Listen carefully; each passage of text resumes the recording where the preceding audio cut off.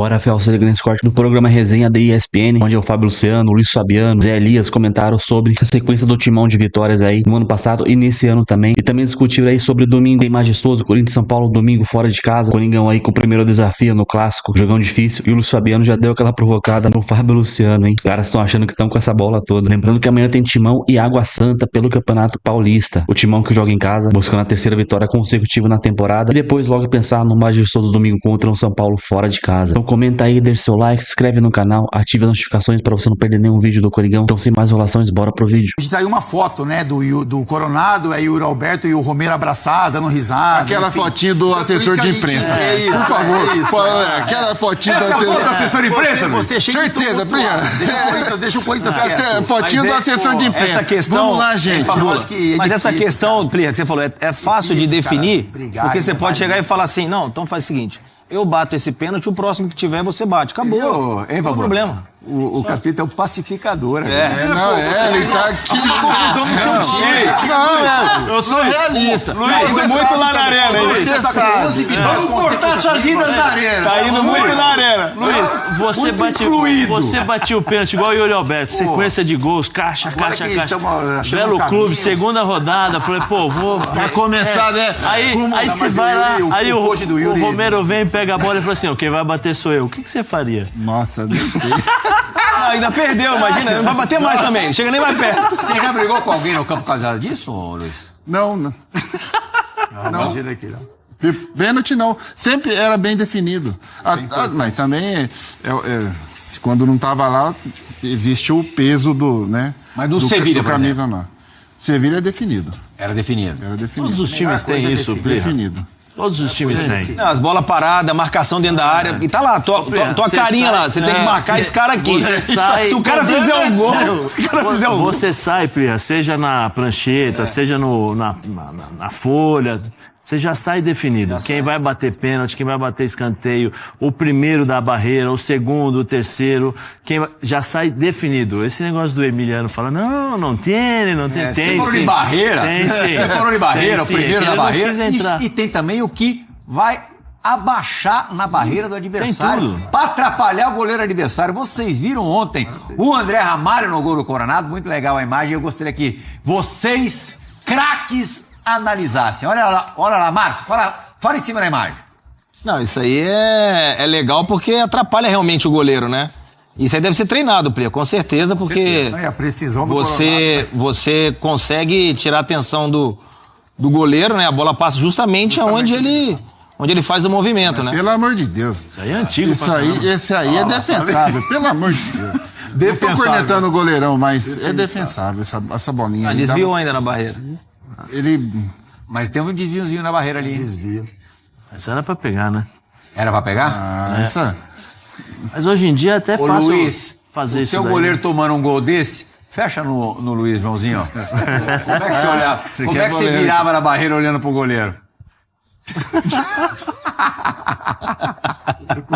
Na arena, né?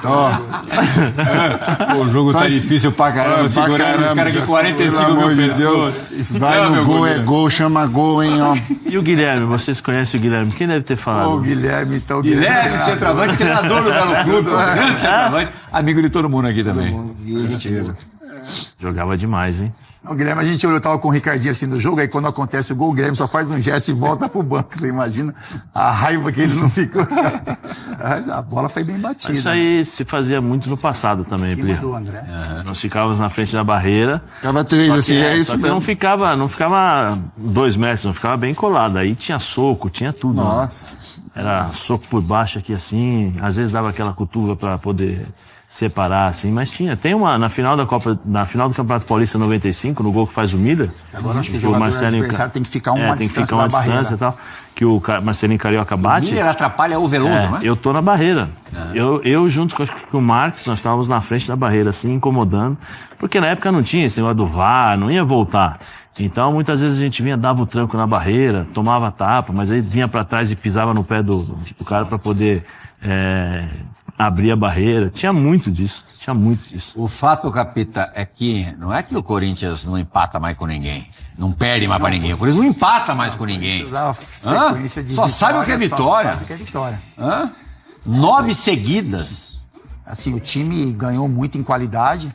Nem tá jogando com o time principal, né? Ontem já foi mais próximo. Foi um pouco mais próximo, mas não é o time principal. Tá explicado aí o seu bom ambiente. Tem muita confiança. Aí é mole. Isso, mas ajuda, lógico. Mas o bom ambiente. Mas as vitórias, né? Falando em bom ambiente, talvez a gente tenha majestoso. Quero ver o bom ambiente entre Luiz Fabiano e Fábio Luciano. Gente vai, porque talvez tenha majestoso sábado, final da Copinha, Pacaembu. E domingo, esse com certeza absoluta, no Morumbi, pelo Campeonato Paulista. Eu aposto com ele agora. O ambiente entre eu e o Luiz vai estar igual o Cruzeiro e Atlético Mineiro lá, o jogo lá. Eu fiquei pensando, imagina um americano lá desavisado. O que tá acontecendo aí? Brasileiro, arte e tal. O cara foi lá no campo. E os caras um dia antes foram nos parques, montanha-russa, foto, abraçado. Não teve jogo. Não teve jogo. Esse é o ambiente entre eu e o Luiz aí no jogo Corinthians e São Paulo. É foto um dia antes e... Pô, tiro, bomba e... Não ia falar isso. Tiro, porrada e bomba. Falar deste Corinthians, entender toda essa confusão na votação de ontem. Vladimir Bianchini estava lá até tarde, né, Vlad? Vai explicar pra gente, afinal, o que aconteceu. Teve muita confusão, a votação foi adiada, enfim. Seja bem-vindo, amigo. Um beijo pra você. Um beijo pra você, Glaucia. Um abraço pro Donan, pro Calçade, também pros fãs de esportes. Foi uma verdadeira confusão, Glaucia. Começou 6 horas da tarde, primeiro com a questão da liminar. Teve uma liminar cassada, a princípio iam tentar melar a votação de novo, como aconteceu no dia 2 de dezembro. Aí a liminar foi cassada, beleza, vamos começar agora a votação para saber se vai ter a votação de impeachment. No primeiro momento, o Romeu Tuma quis fazer por aclamação. Lembra de escola, chamada escolar? Igualzinho, tipo, quem vai a favor de votar? Levanta o braço. Aí o Augusto não gostou, falou, não vamos fazer assim. Aí teve uma discussão muito forte entre eles, uns 40 minutos de pausa, e aí vamos fazer por cédula de papel, votação de papel. Começou a votação, todo mundo votando, ia lá, escrevia, colocava no papel. No final da votação, faltou cédula. Não tinha cédula suficiente para todos os conselheiros. A votação pausou de novo, eles foram lá, pegaram cédulas, fizeram de novo, terminaram a votação, depois checaram para ver se o número de cédulas batia com o número de votantes. Aí deu 126 sim, para que tivesse a votação do impeachment, contra 114 para que tivesse não. Isso já era 11h30 da noite. Muitos conselheiros... Já era uma prévia, mais ou menos. Exato. Muitos conselheiros vitalícios, mais idosos, o pessoal começou a ir embora. Também começou a rolar um boato de que a polícia não iria dar segurança. Para isso, a polícia negou, inclusive a gente teve contato com eles falaram que iam ficar até o final. Mas em todo esse desgaste, um lugar muito quente, eles acabaram adiando a votação para uma data ainda que vai ser definida pelo Conselho. Ainda não está certa essa data. Provavelmente pode ser em fevereiro, mas vai depender de uma série de circunstâncias.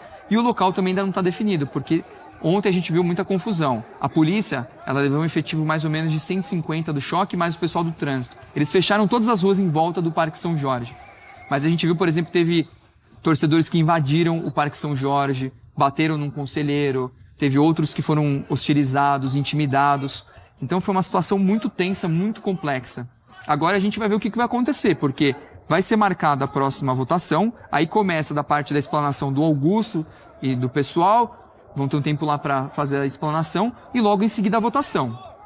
E aí por maioria simples. Se chegarem 200 conselheiros, 101, o impeachment está aprovado, aí o Augusto é afastado, assume o vice, que é o Stabile, aí o presidente do conselho, que é o Romeu Tuma Júnior, tem 5 dias para marcar a eleição para ir o prazo indefinido, para os sócios votarem se vai ser destituído do cargo ou não. Só para a gente explicar, né, Vlad, esse primeiro momento é com o Conselho apenas votando para aprovar um pleito para que de fato aconteça o impeachment, e aí essa aprovação leva para a votação dos sócios do clube, que decidem de fato se sai ou não o presidente Augusto Melo. Exato, isso, se não tivesse acontecido, já teria sido barrado logo de cara, não teria nem a votação do impeachment. Se, por exemplo, ontem naquela votação, os conselheiros falassem assim, não queremos... Não vamos abrir esse processo, nem vai para a votação dos sócios. Isso, exatamente. Aí teve toda essa situação que a gente viu. Por exemplo, o Tuma e outros que são da oposição tiveram muito problema para deixar o Parque São Jorge. O Tuma saiu por uma saída meio que secreta ali, com escolta da polícia, por causa de questão de segurança. Saiu pelo Rio Tietê. Quase isso. E aí, Calçade, teve toda essa situação. Para poder fazer entrevista com o Tuma depois, a gente só foi entrevistar ele 2 horas depois, que foi a questão do encerramento de tudo, e num local escondido para que ninguém ficasse sabendo onde a gente estava e ninguém podia fazer ao vivo para não demonstrar a localização. E aí a gente conseguiu entrevistar o Tuma lá, aos veículos de imprensa. Foi desse jeito. A meia-noite terminou 2h30 da manhã. A gente tem alguns elementos... A gente ria, assim, mas, né, é porque... Mas é para chorar, na verdade, né? É uma situação bem complexa. É muito peculiar e, assim, a gente tem alguns elementos até na descrição que o Vlad traz pra gente, com muitos detalhes até, né, Calçade? Aí falta cédula, aí dá confusão, aí um põe o dedo na cara do outro, a turma aparta. Isso. E tal. Já se esperava um clima muito tenso e de confusão, enfim, né, de ambas as partes e tal. Mas algumas outras coisas que vão acontecendo, assim, que... Afinal... Sim, bom, vou falar aqui, eu falo para todo mundo o que eu falo para vocês. O Corinthians, para mim, é muito claro o seguinte: os bons não se aproximam e os piores não soltam, não largam. Com raríssimas exceções. Existem exceções. Mas o que tem de pior está lá dentro, abraçado, não querendo... E eu não estou aqui dizendo não estou aqui me posicionando de um lado ou de outro. O que está sendo feito é o seguinte, e a torcida é quase o... Né, se tem alguém consciente nesse momento, é a torcida, que se manifesta via Gaviões da Fiel, que é a maior, que é uma instituição importante dentro do Corinthians. Não é este ou aquele, o caso Vaidbet é um caso gravíssimo. Então é o seguinte, que era do antigo patrocinador. A polícia está lá trabalhando, da polícia vem a justiça. A hora que você tiver um painel, um panorama claro, quem que está sujo na parada? É esse grupo aqui, perfeito. É diretoria? Você vai para o processo de impeachment. Se a diretoria tem responsabilidade ou alguém da diretoria no mal feito, que seja punido por isso. A questão é já ir para a possibilidade de impeachment sem saber direito o que aconteceu. Desculpa te interromper, é uma coisa que chama muita atenção, é uma briga de egos, uma briga política, e que o Corinthians parece não está acima de nada disso. Não, né? Então, assim, é uma briga por poder mesmo. Perfeito, e eu acho que até nessa troca do que foi a troca da diretoria de Corinthians, você rompe um grupo que ficou durante muitos anos no clube, né? E quando há essa troca, eu acho que já fica até meio no ar essa coisa dessa possibilidade de tentativa de que esse novo comando não chegasse até o final, enfim. Já vem num ambiente assim. Eu acho que a coisa já começa muito assim. Né? E aí traz a história do Vaidbet, aí assim, óbvio que foram acontecendo coisas que acabaram alimentando muito isso. Porque o Corinthians tem uma dívida de mais de 2 bilhões de reais e que ela nunca foi preocupação do Conselho, porque o Conselho Deliberativo deveria, eles são as vozes, né, de proteção do clube, eles são os conselheiros, eles deixaram chegar 2 bilhões e eles começaram a se importar com o Corinthians hoje. Os 2 bilhões até agora está tudo dentro do esquema, né, não tem problema nenhum. Tal. Agora, o problema é político. Porque é o seguinte, cara, quem tiver que pagar, que pague. Se for com impeachment, se for na polícia, se for julgamento, se for para cadeia, problema deles. Eles que paguem. A questão é o envolvimento político. Né, Gláucia, o clube mesmo, a paixão, isso não existe. Que existe essa sede do poder e do ego de algumas pessoas. Né? Calçade, são 2 linhas. Para o Romeu Tuma Júnior, o que ele alega é que pouco, entre aspas, importa o que vai acontecer na questão da polícia. Que o que o Augusto fez, a gestão dele já fez, já viola o estatuto e que já tem condições de ser feito o impeachment. Claro que eles se importam no sentido de quem vai ser punido ou não. Mas o que ele alega é isso, que o Augusto já cometeu atos que violam o regulamento e que podem já gerar impeachment. Já ao lado do Augusto diz exatamente o que você fala. Vamos esperar o inquérito policial, vamos descobrir os culpados pelo caso Vaidbet, quem que prejudicou o Corinthians. Exato. E a partir daí ver o que vai acontecer. Então, são 2 situações muito complexas. Inclusive, ontem, a gente teve uma forte troca de farpas ali entre o Augusto e também o Romeu Tuma Júnior. Vamos ver o que eles falaram. Foram palavras bem fortes. Cara, o que prejudica é ter um presidente de um conselho igual o Romeu Tuma, um cara completamente parcial, que está trabalhando para eles, advogando em causa própria, um cara que não deixou nem a gente se defender, não deixou fazer nada, é um ditador, cara, que está na hora de acabar. O Corinthians está na situação porque tem um cara desse presidindo o conselho. Esse cara não tem mais condições nenhuma, não tem moral nenhuma mais para presidir o conselho. Cara. Eu lamento a declaração do presidente, ele devia estar emocionalmente abalado, talvez com o clima da reunião, com a votação que deu prosseguimento ao processo de impedimento. Eu quero crer que no íntimo dele ele não pensa assim, porque ele sabe minha conduta, foi toda dentro do estatuto, ele estava lá com a defesa dele, com o advogado dele constituído, tudo que o advogado dele solicitou foi feito, os conselheiros puderam acompanhar, está tudo gravado, foi tudo dentro do regimento, dentro do estatuto, a gente está tranquilo, sereno. Sereno, é verdade. Situação bem serena. É bem sereno, quase ninguém saiu na mão ali. Fala, Fê. Até foi por excesso de serenidade. Serenidade que adiou ainda adiou o negócio. Porque tá né? tudo tão sereno, vamos resolver hoje. Eu estava escutando atentamente aqui, né, o Vladimir, com tudo, né, os detalhes que ele trouxe. É um circo, né? O Corinthians é muito maior que isso tudo, muito maior que esses caras. Eu também estou na linha do Calçade de acho melhor esperar a investigação da polícia, pra, se tem algo concreto, aí agir e punir. Para mim, esse é o caminho. Agora, está muito nítido, não só agora, desde que quebraram a sequência, né, da antiga gestão, né, a oposição toma o poder do Corinthians, a oposição atual, que era a situação, está agindo nos bastidores. Então ela viu uma brecha, vou atacar. É isso que está acontecendo, é uma briga política, é uma briga pelo poder, muita vaidade também envolvida, e querem retomar o controle do clube. Para mim é essa a ideia. E o Corinthians ele fica no segundo plano. Ninguém está preocupado com o Corinthians ali. Pelo menos é a impressão que se passa, porque assim, é até um momento esportivo bom do clube, né? Sim. Diante de um cenário que é muito complicado, o Corinthians conseguiu fazer um baita de um segundo turno e hoje tem no campo e bola ali algo um pouco mais estável, algo um pouco mais confiável. Mas para mim é nitidamente uma briga de poder de baixo nível até em alguns momentos. Não tem nenhuma necessidade desses caras representarem o Corinthians. O título brasileiro 2015 foi conquistado com 9 meses com atraso de salário. Era um belíssimo time. Ele foi conquistado, sim. Ali o Tite teve uma capacidade de blindar o elenco, mas é difícil você blindar alguém quando não está pingando o salário.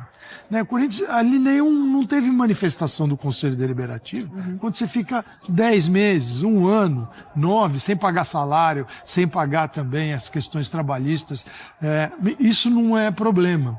Então, é meramente político. Não estou dizendo que... E o legado que a antiga gestão deixou? Não, isso não... O início dessa gestão pega uns legados também. E só para ser justo. Né? Eu também aqui... Complicado. Não estou do lado de ninguém. Não é advogado de ninguém, mas é lembrar os fatos, né? Tanto que eu já critiquei o mesmo Augusto aqui em algumas oportunidades. O primeiro semestre dele foi devastador. Devastador. Foi algo muito amador. Tanto que teve uma debandada na própria direção dele. Ele seguiu o padrão que existia lá dentro, né? Ele teve muitos erros. O Augusto não é ainda uma referência de uma gestão profissional que ele prometeu. Agora, você rasgar tudo que a atual oposição fez e deixou de legado no caos que é o Corinthians, quanto é a dívida do Corinthians? 2,4, 2 bilhões e 400. Não tem nenhum resquício da antiga gestão? Não, foi tudo agora. Agora né? que eles estão tentando modificar o cenário do clube. Então, assim, é o poder pelo poder, gente. E o clube que se dane, né? Assim, o clube, o futebol, o torcedor. O grande patrimônio desse clube é uma torcida absolutamente especial. Porque não é um clube que tem só volume, só número. Só número não é isso. Ele é um clube que tem número e tem participação. Por exemplo, no jogo do Velo Clube, aqui, Paulista, sabe que o time não seria o principal, segundo jogo de estadual, estádio com 42 mil pessoas, uma renda de 2 milhões e 600 e a Radial Leste na chegada do estádio era um mar de torcedores. Isso não é normal. Isso você não encontra em qualquer lugar. Então, assim, esse patrimônio que é a torcida, que ela é uma torcida que vai pro jogo, empurra time, ganha jogo e segura as pontas dentro de campo. Você não vai ver ela vaiar um jogador, depois é outra conversa. Vai fazer palestra no CT, vai ensinar os caras a cobrar pênalti, é outro papo. Mas enquanto a bola tá rolando, o clube é muito maior do que qualquer coisa. E aí você tem, por intermédio da Gaviões hoje, que é quem se manifesta, assim, uma serenidade que, dentro do padrão, do que é possível, né? Que esses caras não têm. Eu sempre achei que assim, um clube na mão da torcida seria catastrófico. Qualquer clube. Hoje, não existe catástrofe maior do que o clube na mão dos cartolas. Não existe. De qualquer ordem, de qualquer lado, qualquer vertente. Então, quem sabe a torcida um dia pega para administrar, vai ficar muito melhor. Faz um grupo porque de do jeito que tá, não dá. Tocando. Ô, Vlad, lógico que essa situação toda também acaba impactando o Corinthians em busca de outros patrocínios, até com coisas para serem fechadas, mas toda essa situação também faz com que o patrocinador veja de uma outra forma. É o que a gente apurou até em relação à parte da omoplata. O Corinthians tem tudo certo para colocar na omoplata um patrocinador de uma financeira, mas pelo fato de ter essa indefinição de quem será o presidente ou não para a questão de assinatura de contrato, o contrato ainda não foi assinado. Para ninguém depois, o que eu ouvi da diretoria foi para ninguém depois acusar a gente de ter feito um contrato na calada da noite, que depois chega para a próxima gestão e falam, por que vocês fizeram esse contrato? Então essa situação está indefinida. E também tem uma outra questão que é complicadíssima, que o Calçade citou de 2015. Esse ano, pela primeira vez, o Corinthians está com salários atrasados. A gente apurou que o problema maior é a questão de um dinheiro que era para ter sido recebido da Liga Forte, União, que foi bloqueado pela Justiça. Enquanto o Corinthians não consegue desbloquear esse valor, os salários estão atrasados, eram para ter sido depositados no 5º dia útil do mês. E agora também a gente vai apurar que logo vence os direitos de imagem. Então isso também pode ser mais um problema para o Corinthians nesse mês de janeiro. Muito bem, essa questão do patrocínio pega muito, né?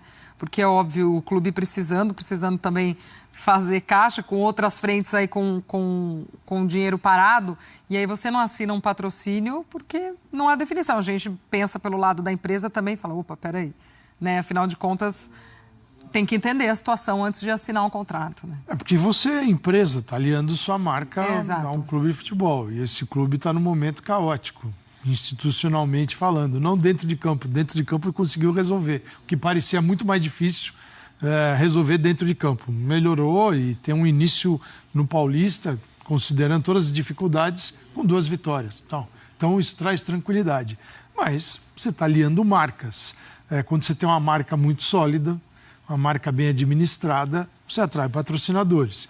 Mesmo assim, arranja patrocinadores, mas em meio ao caos, você prefere nem ser citado. Então, acho natural que as empresas se afastem. E agora, para finalizar o vídeo, informação importante, hein? Hugo Souza e Maicon estão fora do jogo de amanhã contra o Água Santa pelo Campeonato Paulista. A mamãe que não terá a dupla contra o Água Santa no Corinthians. Hugo Souza pode voltar adiante contra o São Paulo. Na última segunda-feira, o Timão já começou sua preparação para o confronto contra o Água Santa, porém, a equipe aí deve ter alguns desfalques. Os jogadores que jogaram 45 minutos na partida contra o Belo Clube fizeram apenas um treino regenerativo no CT. E o restante do elenco aí foi para a academia do clube e depois para o gramado fazer trabalho específico. A equipe treinada por Ramon Dias, seu último treino hoje para enfrentar o Água Santa amanhã em casa. E a escalação em muitos dizem que não deve ter surpresa amanhã. Lembrando que Felipe Longo e Breno Bidon estão na seleção sub-20. O goleiro Hugo Souza aí está com quadro de Amigalite e Maicon ainda não foi inscrito no Campeonato Paulista, por enquanto ali um probleminha com seu contrato. Ele que foi anunciado, oficialmente reanunciado, o contrato novo segunda-feira, porém ainda falta registrar na CBF e sair no BID. Lembrando que esse jogo do Coringão amanhã é às 7h30 da noite na Neoquímica Arena. Caso o Timão vença o confronto, a equipe vai considerar sua 10ª vitória consecutiva e mantendo 100% de aproveitamento no Paulistão. O Timão aí que já venceu o Belo Clube e o Red Bull Bragantino aí estando 100% na competição, com 6 pontos no grupo A, liderando à frente do Mirassol. E você tá confiante para essa 3ª vitória consecutiva do Timão? Eu chuto aqui amanhã 3-0 pro Corinthians. Deixa aqui seu palpite, se inscreve no canal, deixa seu like e até o próximo vídeo. Valeu, é nóis.